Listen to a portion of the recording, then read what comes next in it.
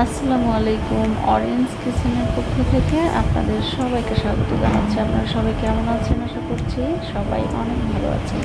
আজকে আমি আপনাদেরকে লেবুর পিনিক তৈরি করে দেখাবো। আশা করছি আমার আজকের এই রেসিপিটি আপনাদের কাছে ভালো লাগবে।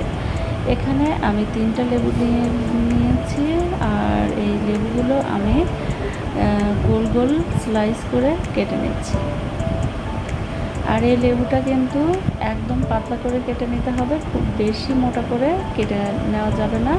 এটা ঠিক এইভাবেই কেটে নিতে হবে এবং একদম পাতলা হবে, তাহলেই এই পিনিকটা খেতে ভালো লাগবে। সবগুলো লেবু কাটা হয়ে গেছে। এখন আমি এর মাঝখান থেকে লেবুর যে বিচিটা ছিল সেটা ফেলে দিচ্ছি। এখন আমি একটি প্লেটে এই লেবুগুলো সাজিয়ে নিচ্ছি।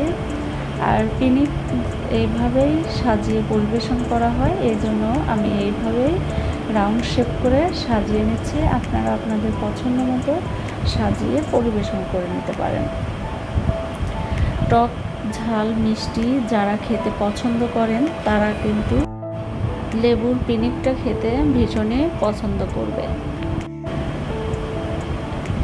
সবগুলো লেবু সাজিয়ে নেওয়া হয়ে গেছে। এখন আমি এর উপর থেকে দিয়ে দিচ্ছি কিছুটা লবণ, আর এখানে লবণের পরিমাণটা একটু বেশি দিতে হবে। আমি আরও কিছুটা লবণ দিয়ে দিলাম।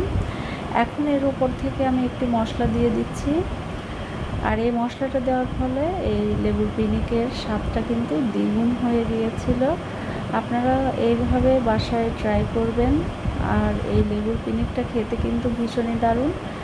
দেখতে পাচ্ছেন প্রতিটা লেবুর উপরেই কিন্তু এই মশলাটা আমি দিয়ে দিচ্ছি, আর প্রত্যেকটা লেবুর উপরেই কিন্তু মশলাটা খুব ভালোভাবে দিয়ে দিতে হবে, না হলে এটা খেতে ভালো লাগবে না।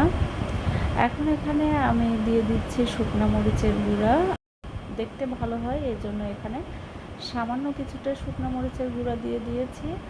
এখানে আপনারা ঝাল আপনাদের পছন্দ মতো দিয়ে দিতে পারেন। এখানে আপনারা চাইলে শুধুমাত্র শুকনো মরিচের গুঁড়া দিয়েও এই পিনিকটা তৈরি করে খেতে পারেন।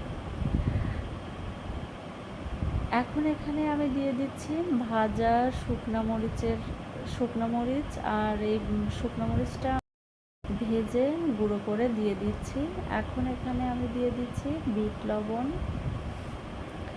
আপনারা চাইলে এখানে গোলমরিচের গুঁড়াও দিয়ে দিতে পারেন এবং শসা কুচিও দিয়ে দিতে পারেন। এখন এখানে আমি দিয়ে দিচ্ছি কাঁচামরিচ কুচি, আর কাঁচামরিচটাও কিন্তু আমি প্রত্যেকটা লেবুর উপরেই দিয়ে দিচ্ছি, তাহলে খেতে ভালো লাগবে।